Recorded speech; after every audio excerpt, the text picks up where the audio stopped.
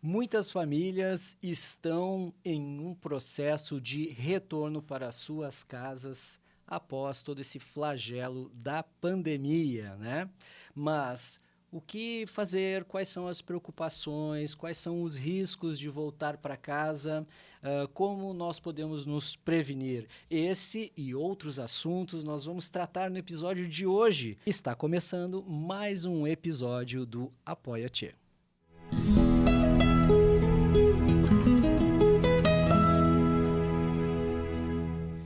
Olá, você está no Apoia-te, um programa gentilmente cedido pela Rexstore, uma produtora incrível que cede todo o seu espaço, seus equipamentos, os seus especialistas para ajudar a divulgar informações e conteúdos sobre a problemática e o enfrentamento às nossas cheias aí que abalaram o Rio Grande do Sul. E hoje eu estou aqui com o Jackson Miller, um especialista biólogo, também professor e empreendedor, um querido colega no passado de escola, de juventude.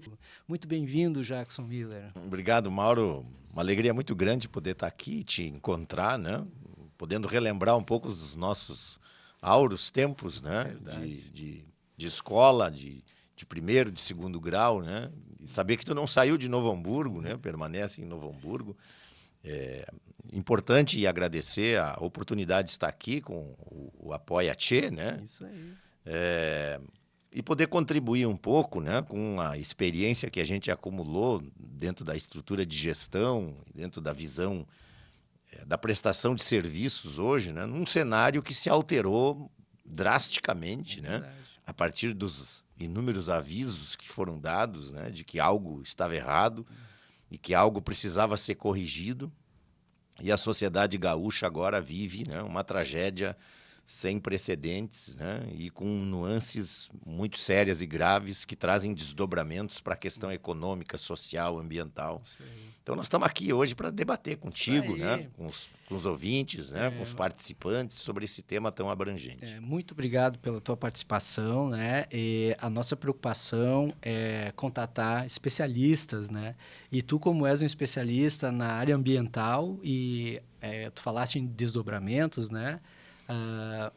Tanto eu quanto muitas outras pessoas, a gente não faz ideia dos possíveis desdobramentos que esse fenômeno aí trágico vai trazer, porque agora, justamente nesse momento, teve a fase 1 que foi aguda, aí um momento de resgate, ali nós já víamos coisas que já eram passíveis de atenção, né? Como tu vinhas falando antes ali, da questão de... as pessoas que se dedicam aos resgates, as equipes de resgate, tomarem cuidados que não foram tomados por falta de comunicação. Também a parte da articulação, como tudo se articulou, né, que foi muito complexo. Então, acho que a gente poderia arrancar desse universo ambiental que tu trabalhas, que tu administra, e rememorando a fase aguda e nós entrar agora nos possíveis cuidados aí, né, da volta para casa. Eu até queria puxar o gancho assim de algumas situações que eu vivi na minha vida, né, e que me incentivaram e que me estimularam a pensar diferente, né? Eu vivi um episódio há uns anos atrás, quando eu trabalhava no município de Estância Velha. Eu dava aula na escola de curtimento do Senai, né? Trabalhei muito tempo lá. E nessa proximidade com o setor empreendedor industrial, as empresas elas montaram seus planos de ação emergencial, né? Os PAI. Cada empresa, né, tinha uma equipe dentro da sua organização, e deve ter hoje ainda, né, mas que era mobilizada sempre que precisava.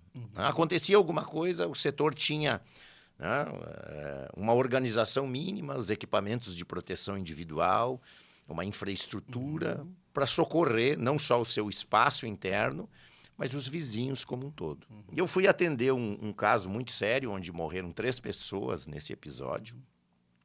E a resposta, né, a resposta emergencial, ela foi dada pelo setor empresarial, até que o setor público chegou. E isso faz uns 20 e tantos anos atrás, quase 30 anos atrás. Se a gente parar para pensar o que aconteceu agora, recentemente, né, foi o setor social, as pessoas, o cidadão comum, motivados, né, por empresas também, que deram as primeiras respostas e foram tirar pessoas de dentro de casas, de cima de telhados, de cima de árvores, né? Até que a estrutura pública se mexeu e começou a fazer o que sabe fazer. Essa é uma demonstração muito clara, né, de que nós precisamos tirar um aprendizado emergente disso. Né? Sem dúvida. O setor empresarial também teve prejuízos enormes e está tendo, né? Eu estou vendo o processo e nós estamos vivendo, né? Não passou ainda. Né? Tá nós estamos vivendo uma condição muito dura, né? Muito dura, e que vai exigir uma mudança de comportamento muito importante. Né? Primeiro, eu acho que o alerta, né, de que é preciso estabelecer uma rede de comunicação muito mais eficiente e que não pode estar baseada em cima da energia elétrica tradicional, porque foi a primeira que caiu. Exatamente. Né? Então, eu construí todo um sistema de contenção de cheias, de bombas, de estruturas que sucumbiu ao primeiro raio ou ao primeiro vento mais forte que derrubou a rede elétrica convencional. Então, você não pode pensar dessa forma. Né? Quando eu fui interventor judicial da Utresa, pegou fogo numa célula de disposição de resíduos, e o plano de segurança de toda a central era baseado em cima da energia elétrica. A primeira coisa que queimou foram os fios e os postes. Sim. Como é que você apaga um incêndio de grandes proporções sem o equipamento elétrico? Então, essas coisas, bomba para tirar a água de um lado do outro do dique, não pode ser elétrico. Sim. Ou tem que ser a diesel, tem que ser alguma outra coisa. Então, isso vai fazer com que as demandas e as necessidades, tanto de quem produz o equipamento, quanto de quem compra e consome, tenham que levar em consideração o que nós vivemos recentemente. Esse é um aprendizado que ele não pode ser esquecido. Né? Agora nós vamos voltar às nossas vidas cotidianas, depois de que a gente tirar todo esse lixo da cidade, que está absurdo isso, sem saber muito para onde é que nós vamos mandar esse problema. Né? Vamos tirar daqui, vamos botar no outro, o outro vai ficar com o problema lá. Então, veja que esses elementos que nós estamos vivendo como sociedade hoje, eles precisam nos estimular a mudar o pensamento e a forma como a estrutura se organiza. Sim. Seria inadmissível, né, você não ter uma rede de comunicação com o interior hoje. Sim. Interior dos municípios gaúchos atingidos, mais de 450 municípios, quase a totalidade do Rio Grande do Sul foi atingido por alguma coisa associada a esse evento climático extremo. E nós não temos comunicação, nós não sabíamos como as pessoas estavam, alguns tinham morrido, outros estão desaparecidos. Aonde colocar pessoas? Não podemos tirá-las de um lugar e botar no outro que alaga também. Então, esse mapeamento, né, vai exigir uma maneira muito diferente de pensar o futuro. Sim. O que a gente tem ouvido, né, é que agora o pessoal está começando a investigar eventos de natureza semelhante em outros países para tentar tirar lições. Mas nós temos dados, né? Claro. E antes a gente falava de ciência de dados. E ciência de dados, mineração de dados, tratamento de dados para poder gerar ações baseadas em dados. Isso tem a ver com planejamento, estratégia e tudo mais. Fala um pouquinho sobre isso na tua perspectiva científica. Assim, e é importante isso que tu está dizendo, né? Porque veja só hoje, né? Se eu quiser uma informação sobre um determinado município, por exemplo, eu sou empreendedor, eu quero me instalar aqui em Novo Hamburgo e eu preciso buscar informações sobre a infraestrutura próxima, sobre as condições que são oferecidas de telecomunicação, de internet, energia, se tem falta, se não tem. Então, onde é que eu acho essas informações?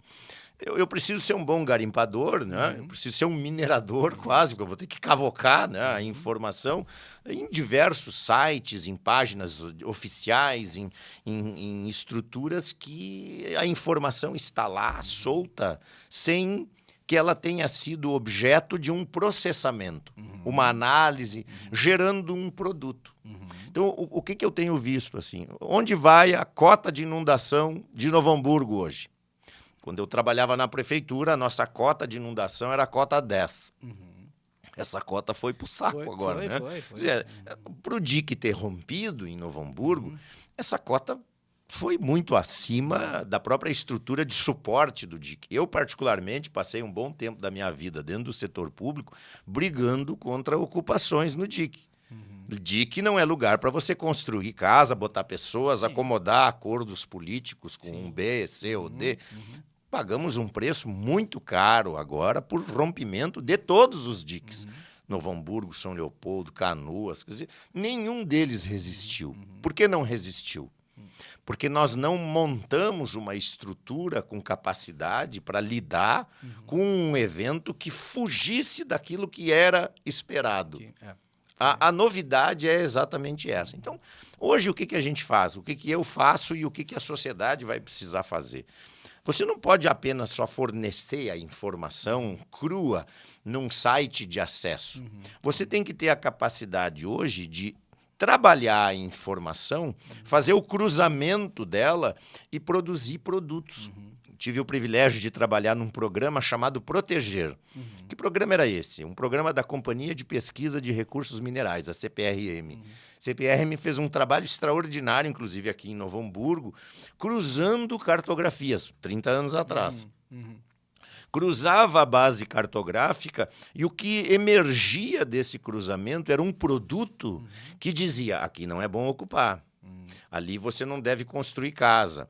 Aqui você, nessa várzea, aqui não deve avançar para dentro do banhado. Quer dizer, essa base cartográfica, ela se perdeu, porque ela era o produto de uma investigação muito minuciosa de dados de campo, de dados cartográficos oficiais, de cotas, de pesquisa, de estudos. E hoje o que você está vendo? Nós sofremos o revés, né, de não ter se planejado para lidar com eventos climáticos extremos. Nós estamos falando hoje de uma novidade, não nova a ponto de ser desconhecida pela maior parte da população, mas nós chamamos de rios voadores, né? Os rios voadores. Eu fiquei imaginando ali em maio, quando entre abril e início de maio, aquela chuva não parava, né? Era um negócio assustador. E eu conversava com a minha esposa e dizia para ela, isso aqui vai dar problema. Por quê? Porque o volume de água é tão grande, e há dados que se recolheu agora recentemente na região da encosta, Veranópolis, Bento Gonçalves, chegou a chover perto de 1.000 milímetros. Pensa bem. Que loucura. Isso é 1.000 litros por metro quadrado. Em quanto tempo? Em 1 ou 2 dias. Imagina uma caixa d'água, né, de 1.000 litros chovendo num metro quadrado. Quer dizer, o volume que isso gerou, e associado a um outro fenômeno que talvez a gente não está levando ele em consideração para poder compreender a extensão dos estragos, principalmente no Vale do Taquari, mas tudo isso veio desembocar aqui em Porto Alegre, porque o Jacuí, né, é um rio maravilhoso que o Rio Grande do Sul tem, um dos maiores rios em extensão, cerca de 800 quilômetros ele tem, só que ele faz uma drenagem de encosta e joga tudo na boca de Porto Alegre. Isso. Quer dizer, vem tudo para ali. A pluma de poluição produzida com desmoronamentos que passaram de 1.300. Meu Deus. 1.300 deslizamentos de terra aconteceram em Bento, Veranópolis, Cotiporã, toda aquela região, e trouxeram árvore, terra, pedra, tudo para dentro do rio. Esse material, ele chegava em alta velocidade, arrastando e destruindo tudo. Esse fator, ele não foi bem compreendido ainda, porque ele está numa fase de inventário ainda, né? E os números que eu tenho aqui preliminares falam em mais de 1.350 deslizamentos que ocorreram nesse período intenso entre final de abril e meado de maio. Na região ali. Naquela região. Aqui houve, mas não tão intensos quanto lá. Lá mudou o panorama geográfico. A fisiografia, né? A própria paisagem, ela está diferente hoje. Então, o que a gente percebe? Esses eventos, os deslizamentos, os movimentos de massa, né, que levaram casas, vidas, animais, florestas inteiras, o que gerou a instabilidade? Né? Bom, será que aquela região no passado, e quando eu falo passado, não é o passado recente que a figura humana faz parte, né? Eu penso assim, se olhar para a história pretérita do Rio Grande do Sul, né? Ali a região que forma a Lagoa dos Patos, ali aquela região, eu fiz a minha tese de doutorado naquela região, então acabei estudando a geografia de como aquilo se formou, então aquilo tem ali entre 10, 12 mil anos atrás.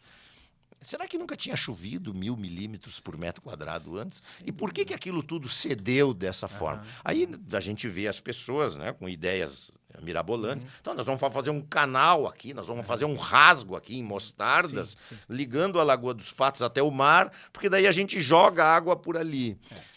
A natureza experimentou esse processo, né? E talvez esse seja o aspecto mais importante do que nós precisamos fazer com muita urgência, que é observar mais como a natureza opera. Sem dúvida. Né? A arquitetura hoje, a engenharia hoje está trabalhando com as soluções baseadas na natureza. Se tem um negócio mais inteligente que esse, né? Você olhar para aquilo que foi experimentado durante alguns milhares ou talvez até milhões de anos, numa experiência geológica, ambiental, natural.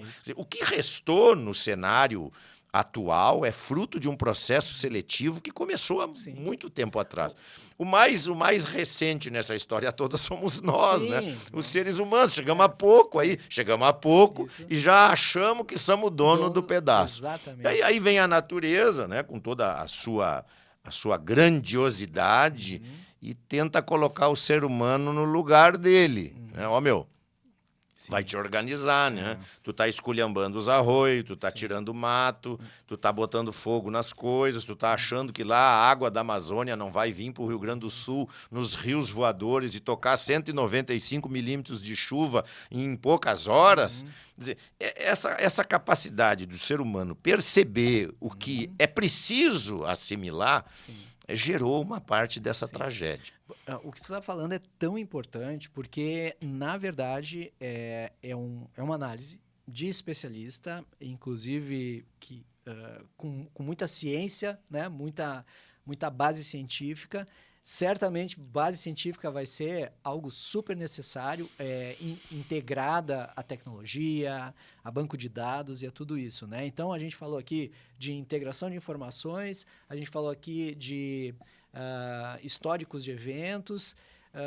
Me ocorre, né, que a população ela deve sempre estar bastante curiosa, porque em pouco tempo aconteceu algo, não de tamanha proporção, mas algo que já foi um prenúncio 2 vezes. Daí, a terceira vez foi um super choque, né? Qual é que é a expectativa, ou a dúvida, ou a pergunta que paira no ar, né? Será que esse padrão não vai se repetir num tempo curto? Porque a gente ouvia, meu pai falava das cheias, enchentes de 1941, porque foi a época exata que a família veio de Montenegro para Novo Hamburgo. Então, era algo que, na época, claro, não tinha todos os meios midiáticos, mas foi impactante, né, para quem morava em Porto Alegre e tal, etc. Aí se cria todos esses dispositivos e aí a natureza não manda mais o evento. Aí, daqui a pouco, e assim, uma grande curiosidade, eu particularmente tenho, da onde, né? Da onde? Isso é vamos dizer, é uma recorrência histórica num tempo bem esparso, porque tu falaste aí de ancestralidade de eventos e tudo, mas da onde? E a gente sabe que a gente vai ter que se preparar para mais, né? Isso é fato, né? Mas Talvez o que deixe as pessoas um pouco desconfiadas, né? Talvez a palavra, porque fiquei procurando, né? Qual seria a palavra adequada para colocar nesse momento. Mas veja assim, o que nós fizemos num processo histórico, desde da Revolução Industrial, que foi 200 anos atrás, né? Nesses últimos 200 anos, há um lapso temporal, a partir dos anos 80, então, a gente veio vindo nos últimos 200 anos. Quando nós chegamos aqui na década de 80, passaram a ocorrer transformações numa velocidade impressionante. Exponencial, né? Hoje, com as ferramentas que o cidadão comum pode acessar, pega lá o Google Earth Pro, que é gratuito. Você pode. Eu pagava as imagens no passado para para depois elas serem socializadas. Eu queria ver a região como ela estava evoluindo. Trabalhei muito com isso aqui em Novo Hamburgo, preocupado muito com a zona rural, né? Porque nós não podíamos cometer os mesmos erros na zona rural que cometemos na zona urbana. Mas parece que nós estamos cometendo todos os mesmos erros e somando mais alguns ainda, né? Então, nesse processo de 80 para cá, com a velocidade de transformação patrocinada por esse conhecimento tecnológico, né? E aí entrou, nós vivemos, eu e tu, né? E uma boa parte dos ouvintes do programa viveu a revolução da internet. Isso né? aí. Coisa que vai, se for somar, assim, são 30 anos para trás, né? Onde tu sai de uma realidade do computador e entra na inteligência artificial.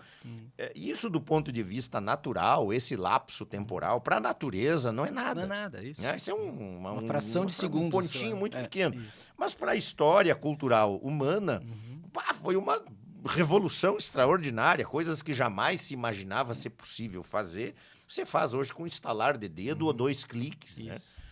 Esse processo de grande revolução tecnológica gerou uma demanda em materiais também impressionante. E isso fez com que a pressão sobre os ecossistemas planetários sofresse uma destruição sem precedentes. Os números que a gente já identifica é que há alguns ecossistemas planetários que já passaram dos 50% de destruição. Ecossistemas de muitos tipos, né? Florestais, savanas, rios, mares que sumiram, que evaporaram. Então, o que a gente viu? Assim? Que esse curto espaço de tempo, e aí somando uma coisa que talvez seja um gosto teu, né? Se a gente somar no planeta inteiro quanto as cidades ocupam em superfície, não dá 3% do planeta Terra. Interessante. Se tocar todas as cidades, todas numa cartografia territorial, não dá 3%. Isso a gente tem essa sensação quando voa Isso. sobre o Brasil. Porque tu não vê... Longe. Tu vê muita pouca cidade nas áreas litorâneas e depois... Não, Mas se tu parar para pensar, daí agora do ponto de vista da pressão que foi gerada sobre os ecossistemas, essa população que mora nesses 3% já consumiu 50% de todos os bens naturais do planeta. Tanto que nós estamos falando hoje de energias alternativas, porque o petróleo trouxe um efeito colateral, e esse é o fato novo. O petróleo, o uso do combustível fóssil em escala para atender essa demanda nos últimos 30 anos foi algo tão extraordinário, mas que se soma agora à destruição, queimada, né? O processo antrópico, né? A forma como o humano foi entrando. Alguns milhares de anos atrás, os grandes mamíferos foram destruídos pela introdução do homem americano. Aqui tinha uns ursos, coisa mais linda. Elefante tinha aqui. Até umas preguiças lá, né? Bichão enorme. Urso no Brasil, Jackson tá louco. Eu não estou falando de hoje, né? Eu estou falando de algum tempo para trás. Então, aqui haviam grandes animais que foram destruídos pela entrada do homem americano, que veio e devastou essas grandes espécies. Né? Os dados científicos mostram isso, que a extinção de muitas espécies se deu quando esse homem começou a andar para cima e para baixo. Bom, agora aconteceu um negócio parecido. Esse ser humano, gerando toda essa demanda, passou a consumir uma quantidade de combustíveis fósseis que mexeu na temperatura do planeta. Ou seja, nós fomos cutucar com vara curta algo que nós não sabemos muito bem ainda como funciona. Mas a gente sabe que desequilibrou. Veja só, nós estamos falando de 1,5 grau. Sabe, mas aí vem, né, a desconfiança desse cara que ganhou dinheiro com toda essa crise. Quem ganhou dinheiro nesses últimos 30 anos, se nós formos conversar com essas pessoas e dizer para eles assim, tu vai ter que mudar o teu método, agora tu vai ter que ser um cara mais ecológico, tu vai ter que cuidar do teu lixo.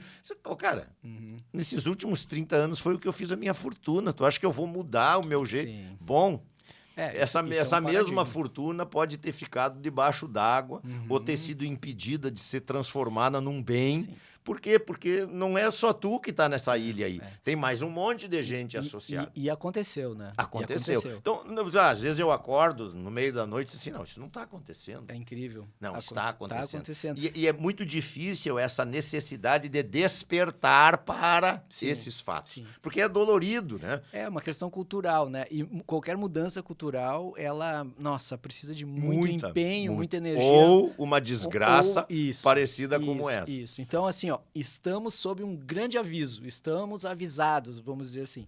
Aí eu imagino o seguinte, né? Tu falaste antes que a população veio em socorro da população, depois vieram os empresários. E nisso, claro, Defesa Civil, os órgãos mais assim emergenciais foram acionados, mas não deram conta.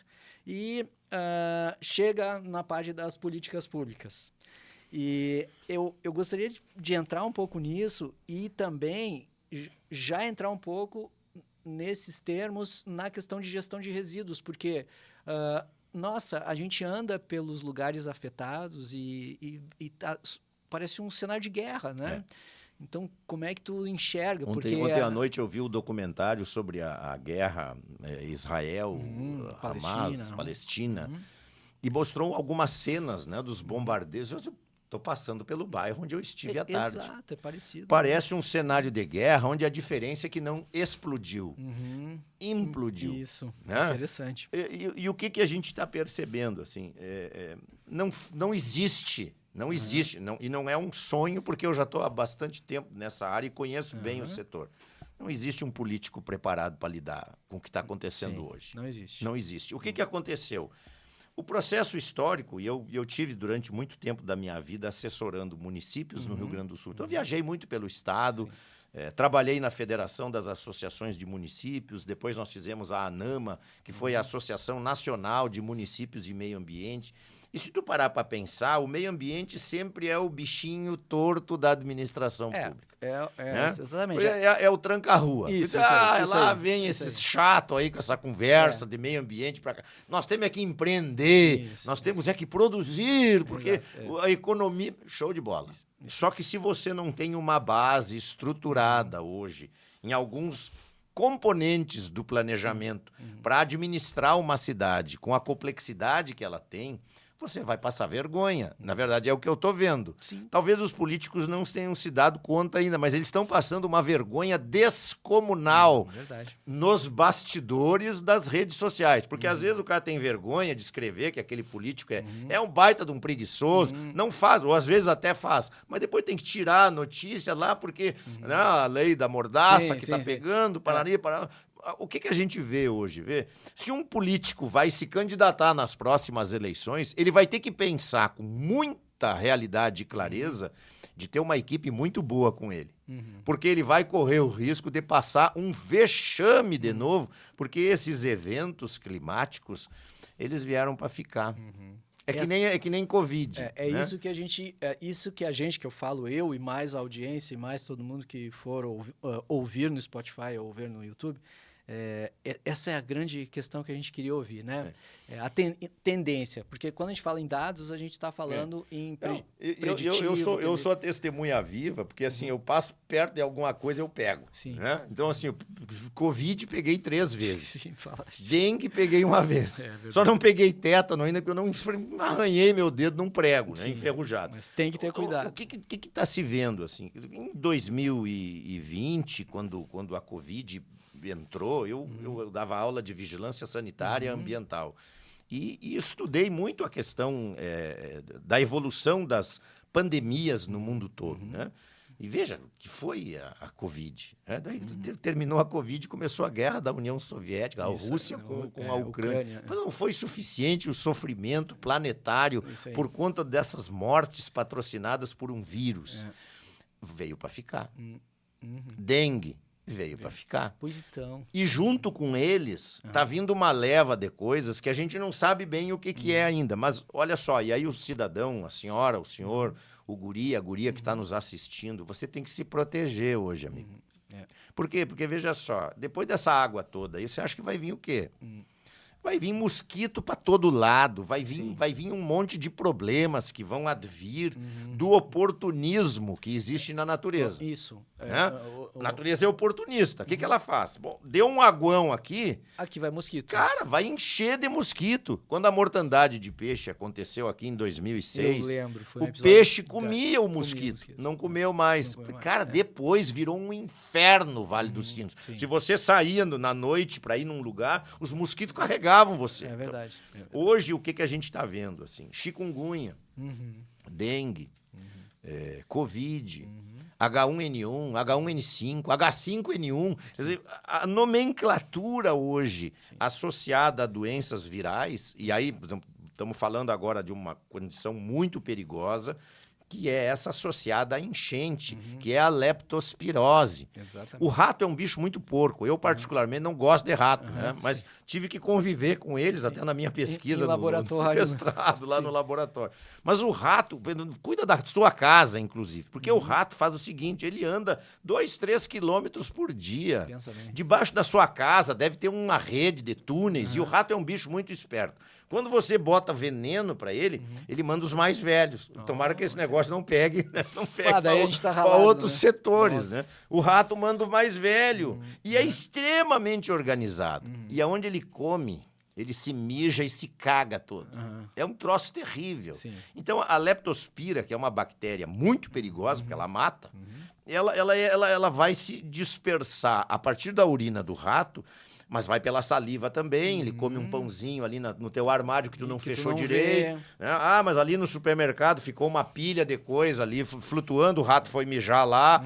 Quer dizer, nós vamos ter que redobrar a segurança pessoal. Eu sempre digo, as mulheres têm um papel extraordinário na sociedade planetária, porque são elas que fazem a escolha. Né? A escolha como? Sua esposa vai no supermercado, vai comprar o que vocês tudo vão comer em casa. Isso. O que ela faz? Ela tem um processo seletivo, né? Ela vai lá, escolhe a melhor fruta. Né?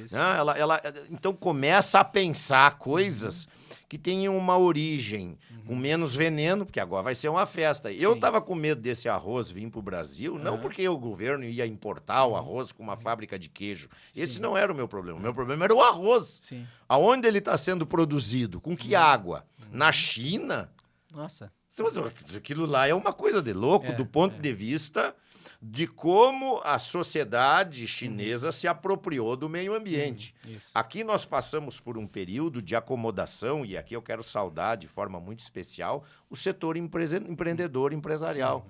Porque, veja bem, lá atrás... A gente tinha que pegar o empresário pela mão, ou às vezes pelo pescoço, e levar ele para dentro do processo de regularidade ambiental. Hoje não tem mais essa necessidade. Por quê? Porque o setor empresarial aprendeu, e aprendeu a duras penas. Fez uma vez para atender a lei, fez a segunda vez para aprender como funcionava, e fez a terceira vez, então, para valer mesmo. Quer dizer, foi um monte de dinheiro que se gastou. Mas junto veio a experiência. O setor empresarial demonstrou que a sua capacidade de articulação é 1 milhão de vezes melhor do que do setor público. Exatamente. O empresário liga um para o outro, combina, não tem partido político. Tem as associações. Ele se articula nas instituições, e eu quero saudar aqui a Associação Comercial Industrial em Novo Hamburgo, que fez um trabalho muito importante há 20 anos atrás.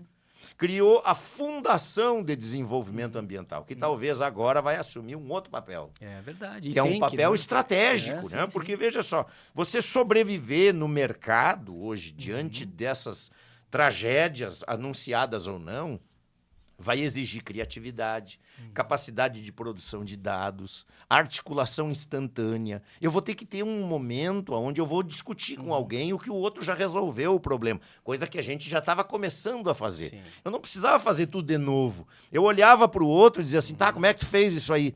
Ah, eu fiz assim, ó, o meu lixo eu separo aqui na empresa, eu estou vendendo essa parte dos recicláveis, eu gastava 50, agora estou gastando só 20. Antes ele pagava para tirar, agora ele recebe. Agora ele recebe. Essa mudança que aconteceu aqui no Vale dos Sinos, ela tem aspectos de grande relevância, porque ela pode ensinar outros aí adiante, aonde a gente não conseguiu resolver ainda. Né? Agora, veja, eu ando por Novo Hamburgo, eu fico muito entristecido, porque a cidade foi destruída em muitos lugares. Sim, sem dúvida. Né? E aí você passa lá, aquilo parece uma zona de guerra, eu vou tirar o lixo daqui, a que custo? Nós temos dinheiro para mandar isso embora? Pois é. E aí? Essa é uma grande pergunta. Como vai ser conduzido essa questão? Assim, Eu estou assustado eu estou assustado porque eu vejo assim, a precariedade do administrador, né?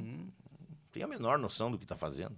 Parece que está tateando, assim, procurando um jeito de se escapar, torcendo para a eleição vir, para ele cair fora dessa roubada que ele entrou. Tá, e quem vai vir? Quem vai vir precisa se preparar, precisa tá ciente de que as demandas tendem a ser iguais ou piores dessa que nós estamos passando agora. Mas por que tu está dizendo isso, Jackson? Porque nós vamos levar muito tempo para sair dessa situação. Sim. Nós não vamos sair dela semana que vem. O Rio Grande do Sul está estagnado, já estava estagnado depois da pandemia. Eu vi coisas absurdas, fecha mercado, fecha negócio. Sim. Tem gente que nunca conseguiu se recuperar. Na real, vai precisar ressignificar muita coisa, né? Mas vamos falar sobre o ponto de vista da metodologia, que eu acho que é muito interessante, porque o que tu está falando é muito interessante para a população cobrar depois também Exatamente. Do meio público, político, né? E tu está dizendo uma coisa que, para mim, tem um significado de grande relevância, que é o seguinte: o cidadão nunca foi desafiado como foi agora. Verdade. Né? O cidadão comum pegou o seu barquinho, o seu jet ski, vendo o sofrimento do seu vizinho. Eu quero saudar aqui de forma muito especial ao povo de Santa Catarina. Sem dúvida. Eu não vi os gaúchos fazer o que os catarinenses fizeram pela gente aqui, sabe? Adotar a cidade. Agora a gente tem que adotar uma família, que é o princípio que o cara não vai ter como esse negócio de distribuir dinheiro para lá e para cá. Não vai chegar lá na vila, lá na Palmeira, onde eu fui. Não vai chegar lá esse dinheiro aí. O que você precisa ter? Você precisa ter uma capacidade, né, de estabelecer níveis de comunicação que cheguem naquele cidadão que está lá com a casa vazia. Esse cidadão, ele não tem voz, ele não tem representação. Com raras exceções, ele consegue chegar, vamos dizer assim, próximo aonde as pessoas estão ouvindo, né?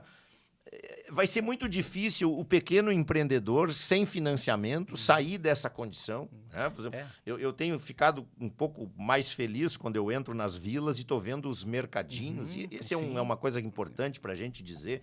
Morador de Novo Hamburgo, dos seus municípios atingidos, compre da economia local. Isso é bem Vá comprar no seu bairro, compre no mercadinho perto da sua casa, porque esse cara vai fazer rodar a economia que emprega o seu vizinho, que emprega o cidadão que hoje teve a sua casa destruída. Essa coisa de vender o produto gaúcho, né, é o que a gente faz para fora da fronteira. Mas a gente tem que fazer a venda interna. Porque são muitas pequenas empresas. Os números eu até acho que são muito modestos do que foi trazido aqui de destruição de negócios. Né? São mais de 150 mil, com certeza. Sim. Mas esse número pode ser muito maior, por causa da informalidade. Né? Eu tinha ali na garagem da minha casa uma oficinazinha que consertava o computador estragado. Esse cara não estava registrado. Ele sumiu, agora ele não tem mais nada. O que ele vai fazer? Ele não tem o computador, ele não tem a casa, ele não tem o ferro de soldar. Isso. Né? Então, as ferramentas, né? E aí, como é que você vai dotar toda essa necessidade com a infraestrutura mínima para lidar? Amanhã tem que pagar, amanhã tem que recolher o imposto, tem que pagar o imposto. E quanto tempo nós vamos ficar nisso de, vamos postergar? Agora eu recebi da Receita Federal a informação que eu tenho 3 meses para pagar. Tá bem, mas daqui a 3 meses eu vou ter que pagar. Lá a conta, né? E ela vai juntar com outras. E também, se eu não tiver como produzir, como é que eu vou pagar? Sim, então, aí vem talvez um apelo, né? E acho que as instituições privadas podem fazer muito nesse sentido. Você precisa estabelecer níveis de organização, né? Formar células de organização emanadas a partir da entidade central. Então, eu imagino a associação comercial com vários núcleos de pessoas que perderam tudo e nós vamos ter que sentar e combinar como é que nós vamos se ajudar. Isso. Porque não vai existir um outro... o governo federal. Pode esquecer. É verdade. Pode esquecer. O governo federal vai fazer um pouco, amanhã eles já estão atropelados e perdidos, muito mais do que a gente que está aqui dentro do fronte. Nós estamos dentro da trincheira brigando. Então, essa capacidade, e quero dizer como gaúcho que sou, que nós vamos sair dessa. Mas ela vai exigir muito mais criatividade, Sim. a capacidade de pegar a informação, processá-la, não cometer os mesmos erros, não construir nos mesmos lugares, né? Sim. Ah, eu quero voltar para amigo lá, não. Lá não Tá, dá. mas eu vou para onde agora? Nós vamos ter que achar um jeito de te acomodar num outro lugar. E aí é que a gente sente a completa deficiência do setor público em fazer isso. O setor público está completamente perdido, com raras exceções, mas está perdido, não sabe para onde ir. Né? E tem dinheiro para botar esse lixo que nós estávamos falando fora de Novo Hamburgo, botar num caminhão e mandar 100 milhões vai gastar mandando isso tudo. Não sei se 100 milhões é suficiente para lidar com o tamanho do problema. São toneladas inimagináveis. Inimagináveis. Né? Agora, também o cidadão comum que está lá, atingido, né, por esse processo, não precisava ter feito do jeito que fez, né? Também. Tocou a roupa no meio dos móveis, atirou comida em cima de sofá. Não, meu, arruma um pouquinho à frente da tua casa, separa os materiais, porque na hora que for recolher, não vai resolver tudo, ou vai demorar. Sim. Né? Porque está muito bagunçado, tu não consegue nem entrar na rua. Não, né? e o pessoal realmente não tem preparo, porque é uma situação tão atípica em termos de proporção, né? Que o pessoal não sabe. E, por exemplo, o que vem em mente é assim, agora nós vamos queimar. Pô, mas a queimada é um problema. Não, vai respirar o veneno. Respira veneno, respira, sei lá, materiais químicos tóxicos e tudo mais. O MDF, né, que é muito... Talvez esse seja o problema. Veja só, a gente partiu para uma solução, né, que era assim, de baixo custo. Para fazer o MDF, você usa resinas à base de fenol, que são tóxicas. E o problema, ele pegou uma umidade, Então, hoje, o que você vê? Assim, você vê que aquela obsolescência, né, aquelas coisas, elas eram feitas para durar. Meu avô tinha uma lâmpada lá que estava, acho que 50 anos ligada na casa dele, nunca queimou. A lâmpada hoje ela tem uma durabilidade, ela vai durar lá, sei lá, 3.000 horas. E foi, amigo, porque é a obsolescência programada. Os móveis não eram feitos para durar. Agora, não precisa botar tudo fora, tem coisa que tu recupera. O eletrônico tu consegue processar, dá para secar. O que ele não pode é funcionar dentro da água. Agora, se ele pegou a água e estava desligado, você recupera. Mas para fazer isso, aonde?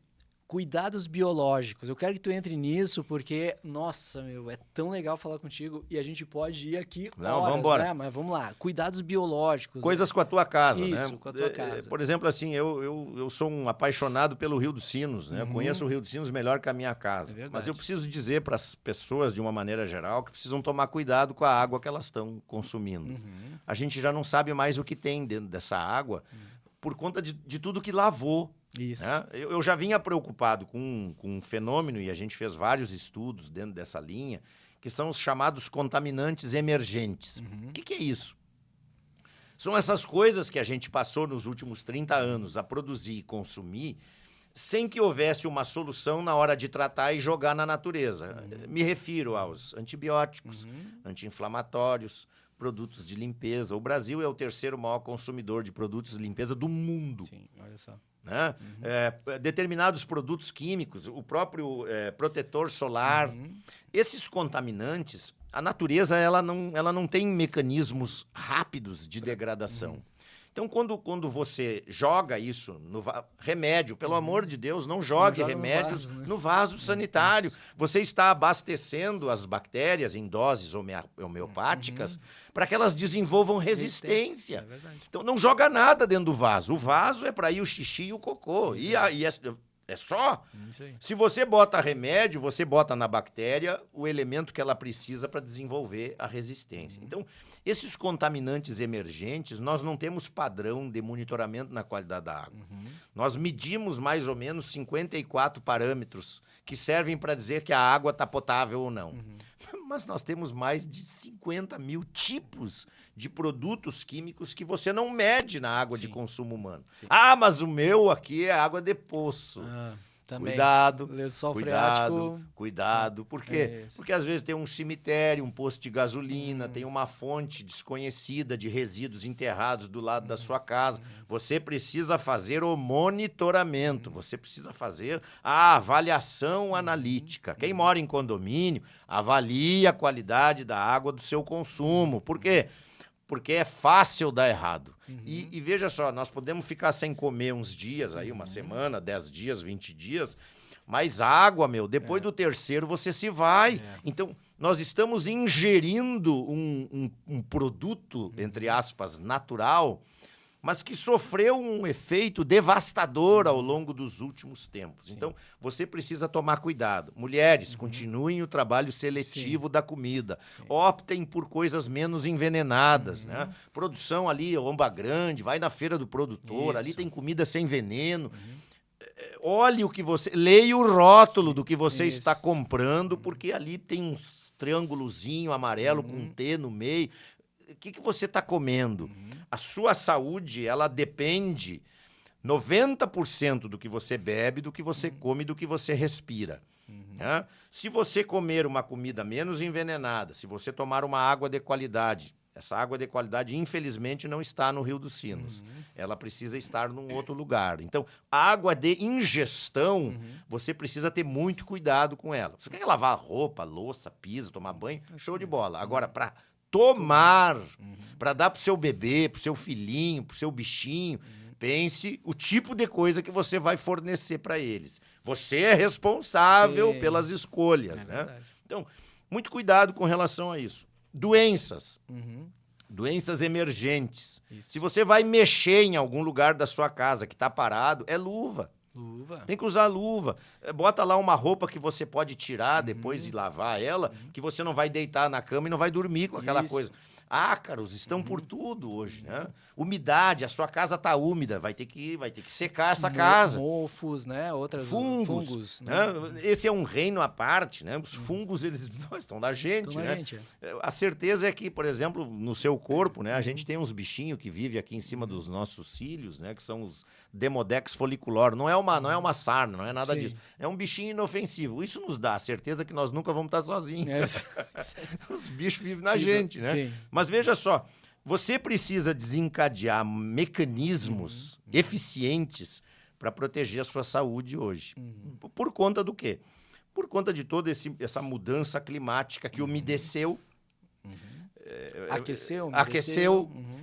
Você tirou bichos da natureza. E esse foi um problema que levou a sociedade científica a discutir a origem, né, da Covid.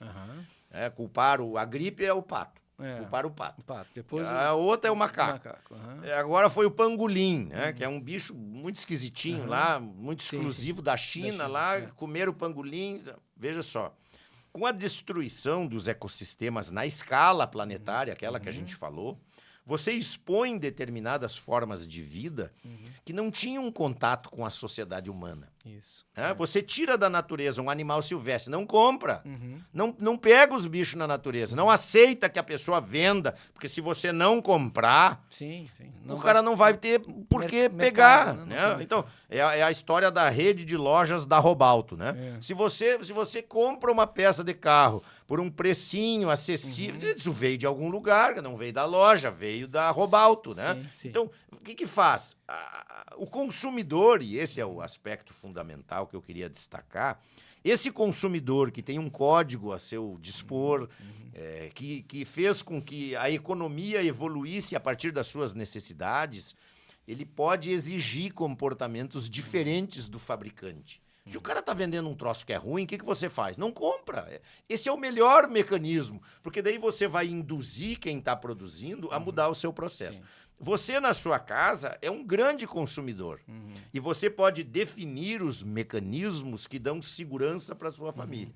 Quando o seu filho está doente, não manda ele para a escola, né, amigo? Sim, claro. Você vai encher os outros todos. E nem um colaborador numa empresa. Não, mas eu quero me ver livre do meu filho. Hoje vou tocar ele na escola. Bom, tem outros 30 que vão pegar a pereba que ele tem. Famílias que têm criança, os pais também estão sempre... Tem que se ajustar. Esse é o papel do vô. Vô serve para isso, para emergências sanitárias. Cuidar do neto quando não pode ir para a escola. Então, essa mudança, né, de comportamento da sociedade, se você vai hoje nos hospitais e nos postos de saúde de Novo Hamburgo, tá tudo tapado de gente lá. O que esse povo está fazendo lá? Está doente. Por que está doente? Porque a condição mudou. Tem uma pandemia que passou, deixou um vírus, ele vai evoluir. Ele vai sofrer mutações, amanhã não é o mesmo, é outro. Não tem vacina para esse. E olha só que interessante que tu tá trazendo, né? Eu tô aqui viajando na minha mente, pensando assim, Jackson, quando é que tu vai criar o almanaque, sabe? O almanaque. Porque... Vamos fazer aqui. vamos fazer, já vamos dar início aqui a lançar o projeto. Almanaque, né, da da sobrevivência. Vai ser. Ou o almanaque das boas práticas nesse tempo de, sei lá, degenerescência ou nesse tempo de grandes mudanças, porque quando tu fala, a informação parece tão singela e tão, tipo assim, nossa, isso é tão óbvio. Ela é. Mas, e é assim, né? Tem aqui tradição, tem conhecimento, tem pesquisa científica, tem tudo aí, tá tudo aí. Mas parece que ela não está num lugar só, então parece que as informações são fragmentadas por aí, e parece que a gente tem que virar um pesquisador para se atualizar com tudo, porque tem elementos que tu traz aqui que são super importantes. E na medida que tu vai falando, eu vou pensando assim na criação de uma consciência para a contemporaneidade. A gente precisa. Então, tem as consciências de responsabilidade da gestão pública, tem a consciência da responsabilidade ou a consciência de fenômenos naturais. Então, tem muito elemento para o ser humano lidar. E hoje a gente vive um mundo midiático lá, sei lá, de redes sociais e tudo mais, que alienia a pessoa dessas questões tão importantes, né? E aí a gente parece que vira um índio tecnológico, sem fazer uma apologia ao índio, mas falando da pureza do índio, do estado natural do índio. A gente também tem um estado natural humano, mas por viver numa sociedade tão contaminada, a gente precisa começar a saber o que fazer para se defender, para ter uma vida melhor. Eu tenho vivido coisas assim que na medida que você ultrapassa, né, esses momentos, o que emerge é uma capacidade de perceber. A minha avó dizia: o que não te mata te fortalece. Né? Então, talvez, né, chegou o momento da gente levar isso mais a sério. Né? Não nos matou. Na real, nós somos sortudos, tá? Porque eu tive muitos amigos que se foram com Covid, um que se foi de dengue, né? Agora tem um herói aí dos resgates que foi com leptospirose. Então, quantos mais, né? E sem falar no impacto no sistema público de saúde ou no sistema privado de saúde também. Né? E o que a gente percebe, assim, que é um desafio, talvez, que o cidadão, né, dentro daquela condição dele ser um agente que exercita a sua cidadania em tempo real, né? Em tempo real. Isso. Veja só, eu já vi coisas extremamente importantes sendo feitas dentro de uma gestão, num governo, e que foram completamente destruídas no próximo. Isso é incrível. Né? Essa falta de maturidade do gestor público precisa ser atacada com a inteligência de quem o elege. Né? Não é possível um administrador ficar ensaiando coisas onde a tua vida e a minha estão colocadas na pauta. Vai tratar da minha vida, então trata dela com respeito. Tenho visto uma total falta de respeito com a história das pessoas. No contexto onde você está inserido dentro de uma sociedade, você vê os governos destruindo coisas boas que os outros fizeram. Né? Mas eu sou do outro partido. Partido algum levou em consideração o que aconteceu aqui. Não foi um partido que fez. Quer dizer, o processo ele tem que exigir uma maturidade que a gente não tem ainda. Talvez o sofrimento, né, seja o componente, não vou dizer adequado, porque daí é sarcástico dizer isso, mas o sofrimento vai nos fazer acordar no outro dia com uma outra perspectiva.